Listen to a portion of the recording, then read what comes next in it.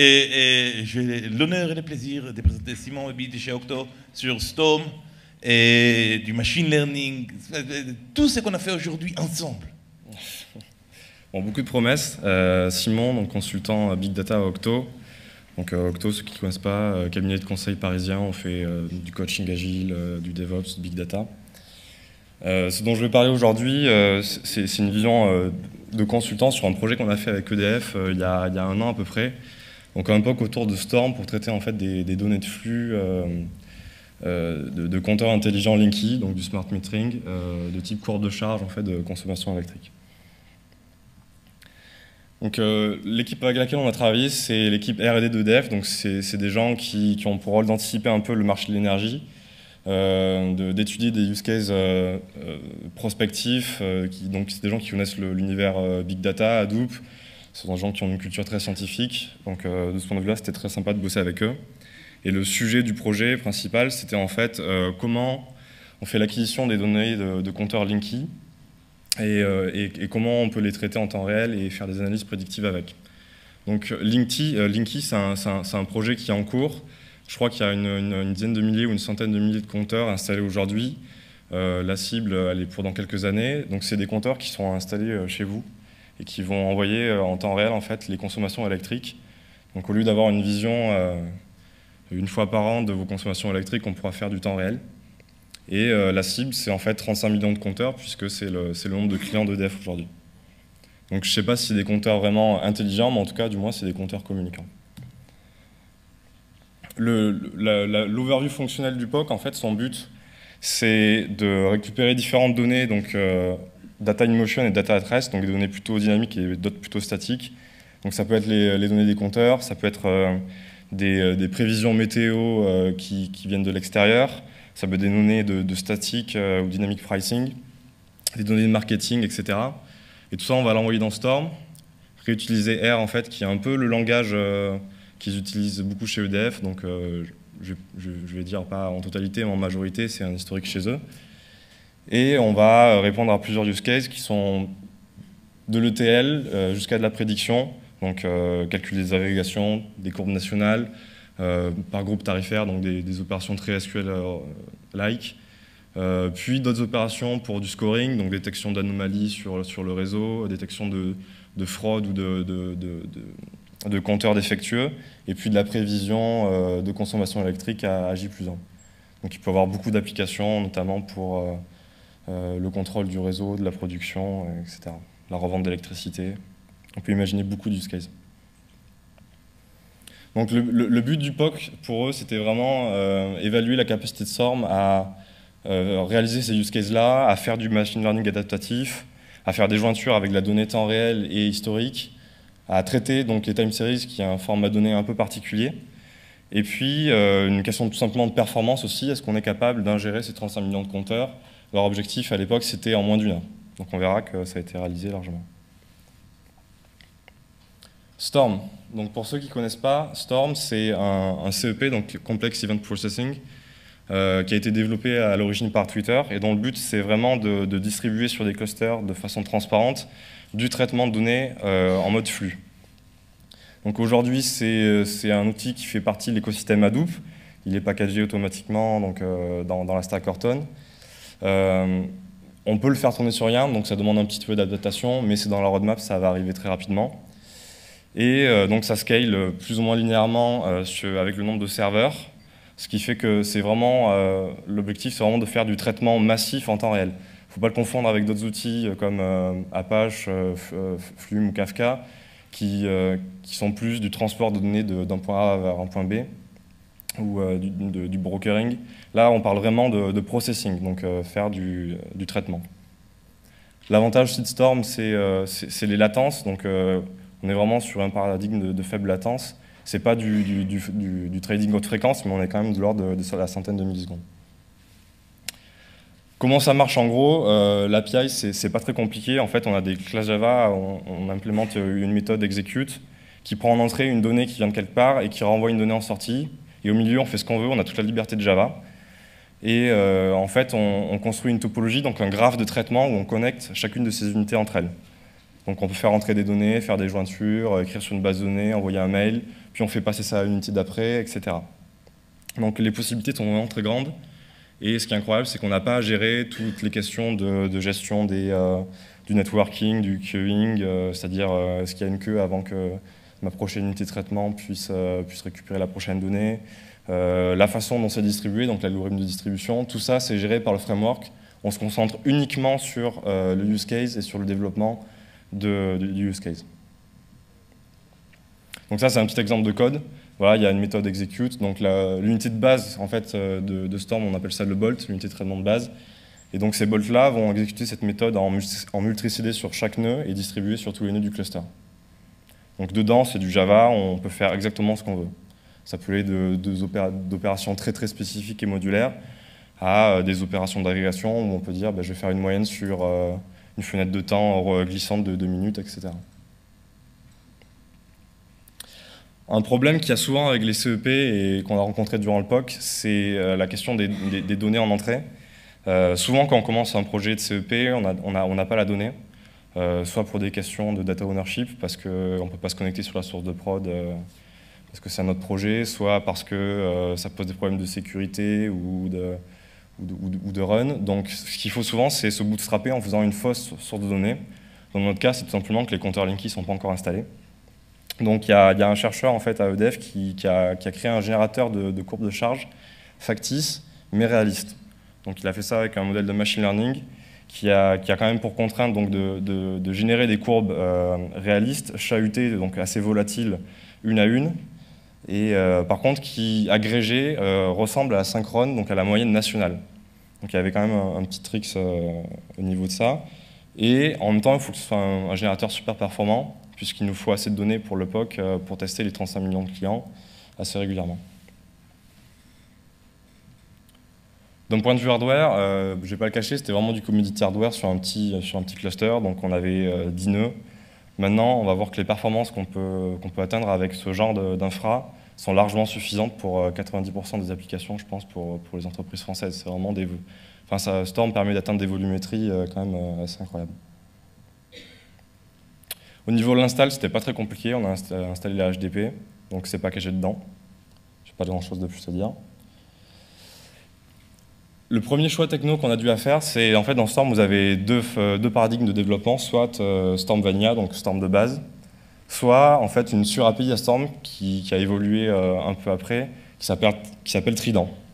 Donc en fait, c'est une API qui permet de faire du mini-batch avec Storm, au lieu de faire du traitement unité de données par unité de données.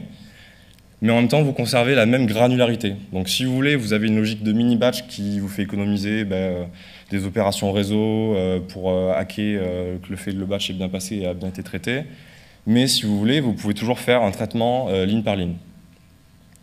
C'est une API qui facilite vachement l'implémentation de la transactionnalité, du exactly once processing, du respect de l'ordre dans lequel les données sont traitées.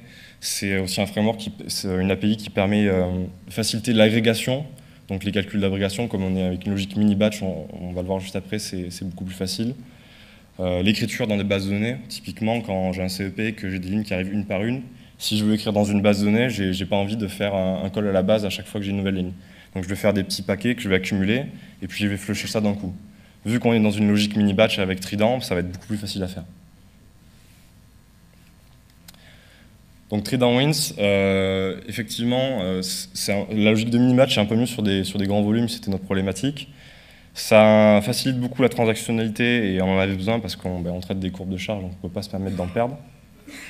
Et puis en même temps, un gros problème donc, des frameworks de distribution de calcul, c'est qu'il y a certains calculs qui sont difficiles à distribuer.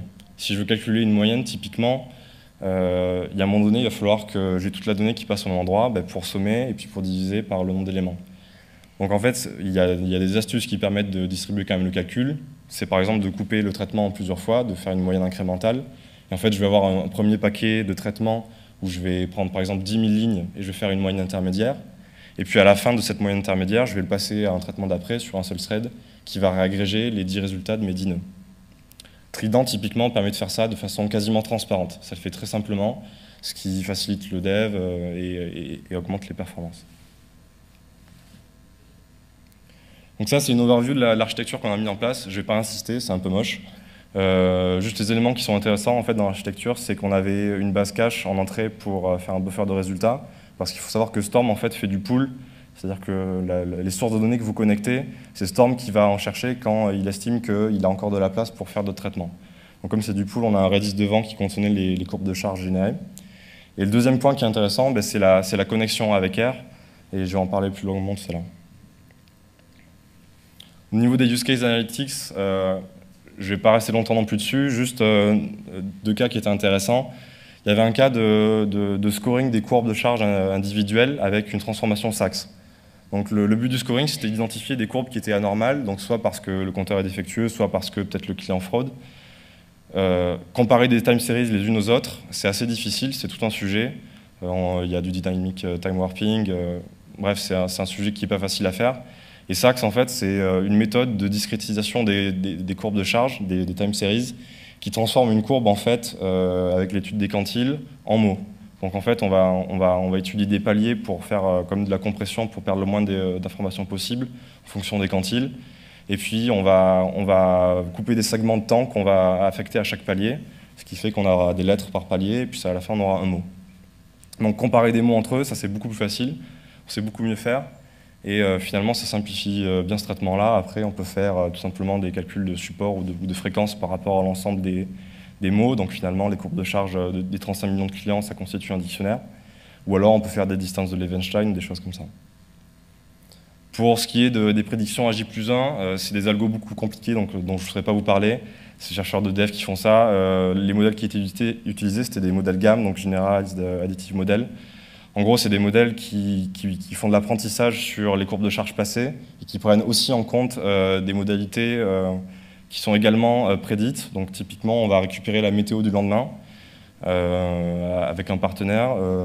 Ça peut être la température, ça peut être la nébulosité, donc est-ce que le climat va être nuageux ou non. Et on va aussi réutiliser donc, les courbes de charge passées pour prédire la consommation à J+1. Donc R et Storm, comment ça se passe? Je vous explique tout d'abord ce qu'on a fait. On a utilisé donc, une connexion directe, on n'a pas fait une architecture complexe avec une histoire de serveur client, on a fait une connexion correcte avec une connexion directe avec Java. On a utilisé un connecteur qui s'appelle RJava pour faire ça. On avait une instance de R sur chaque nœud. On a déployé 12 modèles prédictifs en parallèle, donc 12 modèles sur chaque nœud. Et en fait, ce qu'on s'est rendu compte, c'est que R, c'est quand même quelque chose qui est assez lent. Et les latences dans un système comme Storm, c'est l'ordre des centaines de millisecondes. Un appel R pour faire des prédictions, ça va durer plusieurs secondes, donc on ne peut pas se permettre en fait, de faire du synchrone. Donc ce qu'on a fait, c'est de l'asynchrone, et on a fait un système où toutes les 20 secondes ou toutes les 10 secondes, en fait, un système qui est ordonnancé par le temps et qui ne dépend pas du débit en entrée, on fait la requête à R et on met à jour les prédictions qu'on souhaite faire. Donc en fait, c'est intéressant parce que quel que soit le débit en entrée, quelle que soit la latence de mes modèles, je vais avoir quand même une vision très fraîche de mes prédictions et je ne suis pas pénalisé par les latences de mes appels à R. Donc est-ce que c'est un mariage vraiment efficace, une architecture comme ça, Java distribué, Storm avec R? Je ne vous cache pas que l'implémentation elle était un peu complexe, c'était pas de la tarte et c'était pas le plus rigolo à faire. Il y a autre chose qui est très claire et que je n'ai pas encore dit, c'est qu'on a juste fait des prédictions en fait, avec R. Donc il n'y a pas eu d'entraînement réellement dans Storm avec du R des modèles. Donc c'est juste de la prédiction. Donc finalement c'est aussi un peu moins intéressant, c'est-à-dire que l'aspect distribué de Storm, il n'a pas permis de faire l'apprentissage sur de la big data.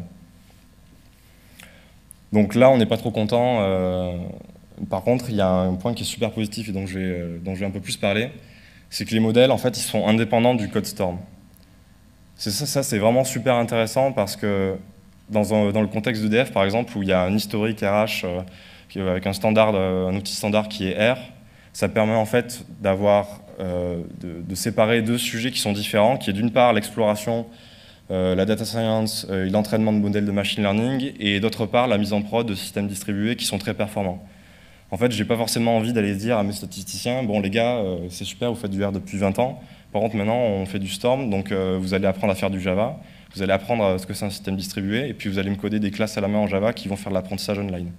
Ça, c'est super dur à dire, ce qui permet en fait, ce découpage en fait, permet en fait d'avoir les deux phases, exploratoire, entraînement de modèle, et puis la mise en prod, juste on passe un fichier R, et puis on fait la prédiction en ligne. Donc effectivement, c'est des gens différents qui ont des objectifs différents. Le data scientist, c'est quelqu'un qui veut explorer et innover avec des technos bizarres souvent. Le gars de l'Ops, c'est plutôt quelqu'un qui veut rationaliser, qui veut assurer du run et de la faute tolérance. Donc le data scientist, il va dire qu'est-ce que tu veux dire par je vais tester, je vais mettre un test sur mon neural network. Et l'Ops, il va dire qu'est-ce que tu veux dire dans ce cas-là, il appelle du Python qui fait du C, quoi. Donc en fait, c'est des gens différents qui ont des façons de travailler différentes. Il y en a une qui est vraiment l'exploration et l'interactivité avec des données, et l'autre qui est assurer du run et faire de la quantité et de la basse latence. Donc une façon intéressante de traiter ça, c'est comme on a fait avec un connecteur direct.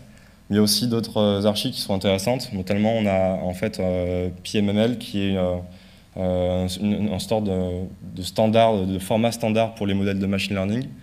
C'est en fait comme un XML des modèles. On peut exporter un modèle sous ce format-là depuis une librairie. Et puis on recharge ce fichier dans une autre librairie et il peut utiliser le modèle et faire des prédictions à partir de ce modèle entraîné. Donc on peut très bien imaginer avoir des équipes hétérogènes qui travaillent avec des outils différents, la stack Python Anaconda, RStudio, etc. Les gens entraînent leur modèle, ils ont fini leur phase exploratoire et puis on va le mettre en production avec PMML. Il y a par exemple des outils Java comme OpenScoring qui gèrent le PMML. Puis après, on est complètement découplé du code en prod Fast Data. Donc ça peut être du Storm, du AK, des archives web réactives avec des load balancers, du Node.js, ça peut être du Spark Streaming. En fait, une fois que je gère ce format, je ne suis pas obligé de tout recoder si jamais mes algorithmes ils changent ou ils évoluent ou mes data scientists changent de voie.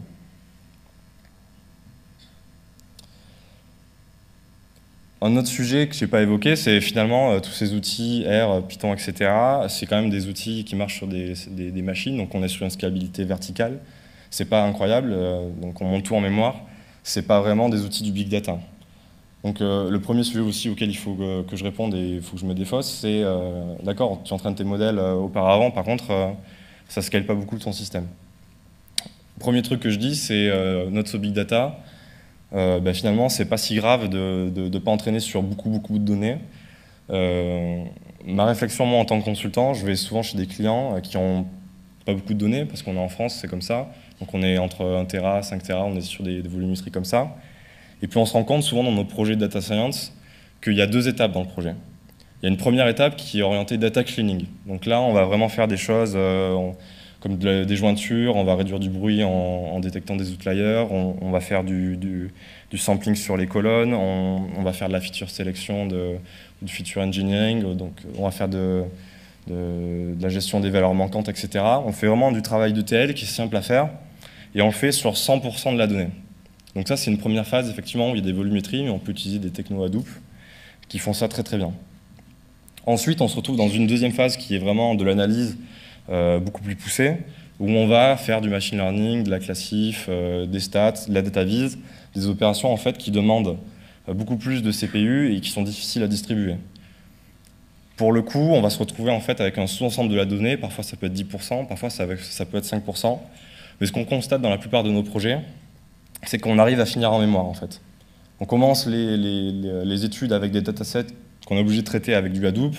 Donc on fait vraiment des travaux d'ETL avec Pig, Hive, des jobs MapReduce à la main, du Spark.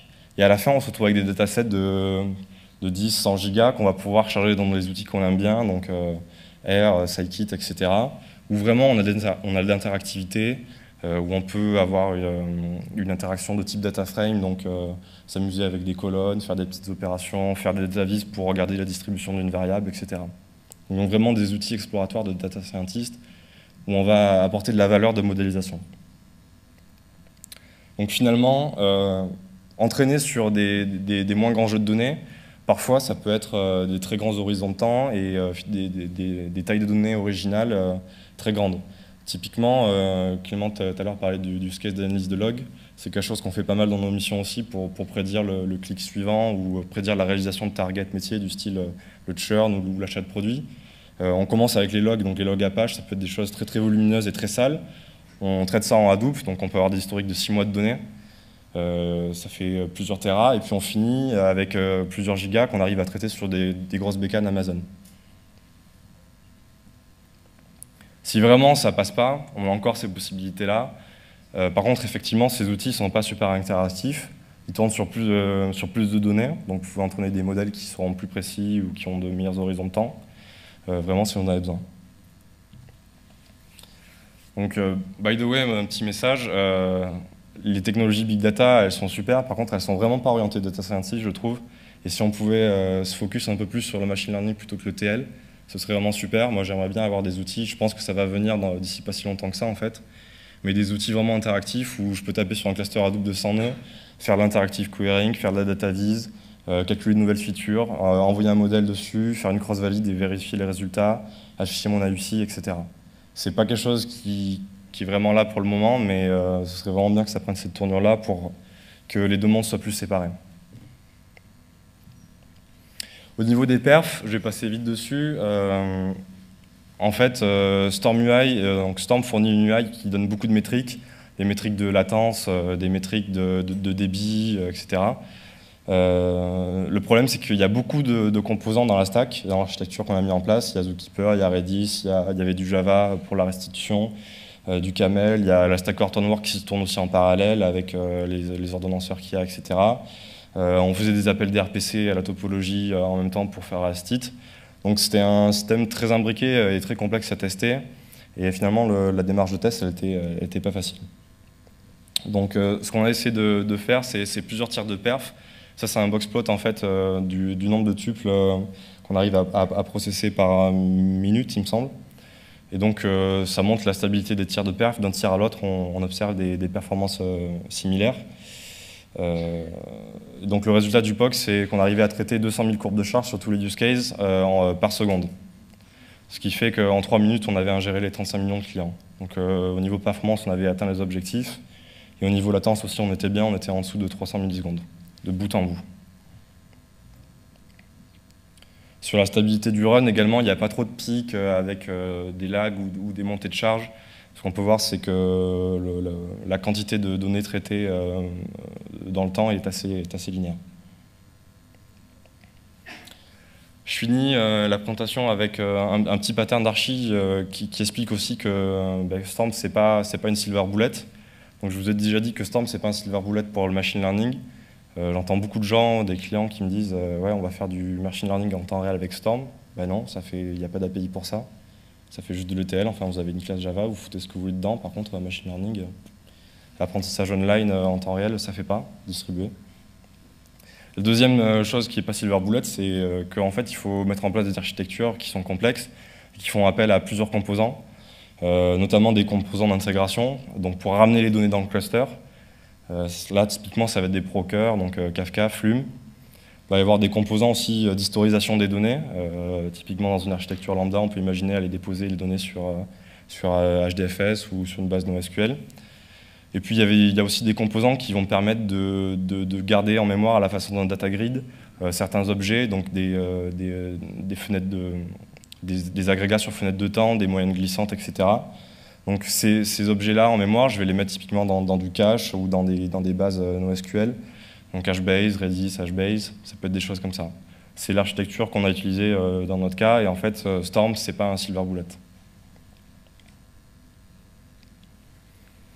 En conclusion, donc un petit retour d'expérience sur Storm, ça scale très bien au niveau perf. C'est parfois difficile d'anticiper à l'avance si un use case va être facile à implémenter et à quel point il va réagir à la façon de distribuer et à quel point il va avoir de bonnes performances. Maintenant, au niveau perf, donc 200 000 événements secondes pour un cluster de 10 machines, j'ai envie de dire, ça traite 90% des use cases des entreprises françaises, quoi. Au jour d'aujourd'hui, après, si on commence à tirer tout Facebook et si tout le monde installe des compteurs Linky, il faudra peut-être autre chose. C'est pas silver bullet, il faut d'autres technologies. Au niveau utilisation, c'est un framework que j'aime bien parce que c'est du Java. Les boîtes qui ont un peu d'historique et qui ont des centres de compétences Java et qui ne sont pas habitués aux nouvelles techno, qui n'ont pas forcément des gens très digital natives, ça rassure par rapport à d'autres technos qui pourraient se coder en Scala ou d'autres choses comme ça.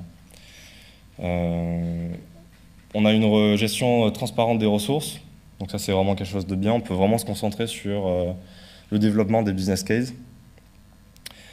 Et on a quelque chose qui est assez particulier dans ce framework, et si je devais le comparer à un autre framework comme Spark Streaming par exemple, en fait on a vraiment une granularité fine, on a la capacité de prendre un événement particulier et de le traiter d'une façon très spécifique.